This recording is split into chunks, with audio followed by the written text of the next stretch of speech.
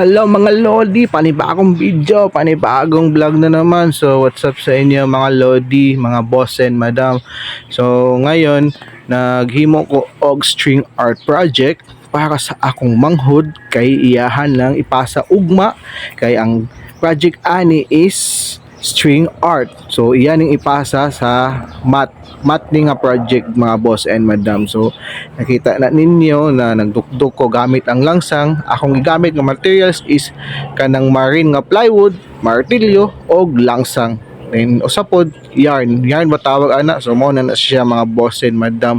So nakita na ninyo gabi akong dukduk boss and madam, gabi kay ko ka focus. So tigtanawa na ninyo akong naong nag-struggle na kay ngano lisod kaayo kay na mga boss and madam bay. Kung ako lang gani naambot na lang gyud no. Sus gabi nga dukduk, dapat kanang mga langsang i-label na ninyo. Kay kung di na nyo malabel, pangit kita ahon if mabut nga na nag-yarn. So, singot kayo na. No. Kana gyud dili ko na siya estimated na siya. Ako na siyang gi-estimate kung unsa ka pila ka distance kay di naman kayo. Tawa, grabe nga dukdok pati ang kuan wala pa. Ay nako. So mga madam, mao na siya akong gihimo mga madam. So ato na i-fast forward mga madam no.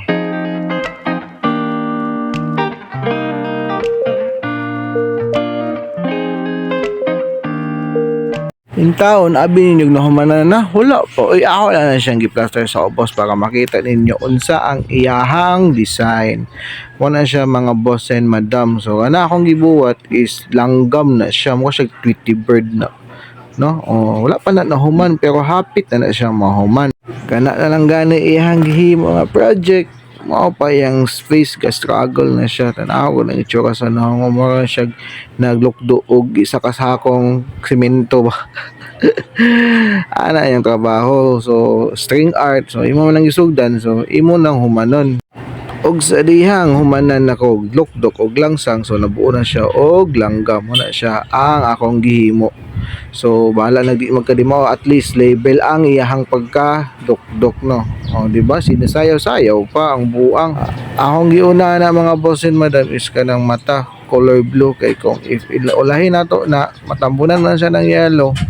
So bisag unsa nga color inyong gusto para mabuo ng langgam. So akong gi combine na kay blue, yellow, mo na siya. Wala ang po ko kabalo sa sunod nga color akong ibutang ana may mga boss and madam. So tangilan na ninyo, let's go. Cheers.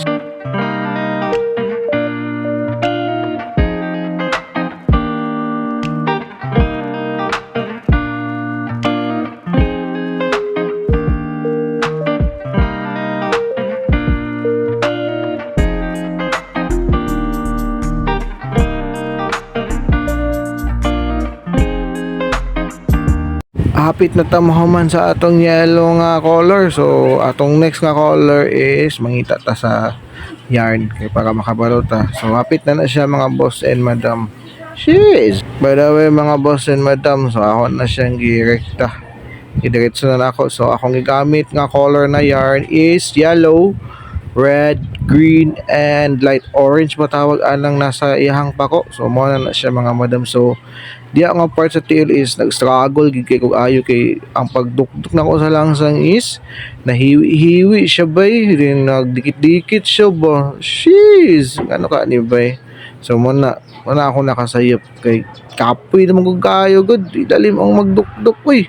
So wala na nagkadimaw ang tail, bahala na basta importante maporma. Jeez. And then mo ni ang siya ang finished product. So mo ni ang final output mga boss and madam. So no, as you can see mga boss and madam, lindot Japon kay pagkatira no. Jeez.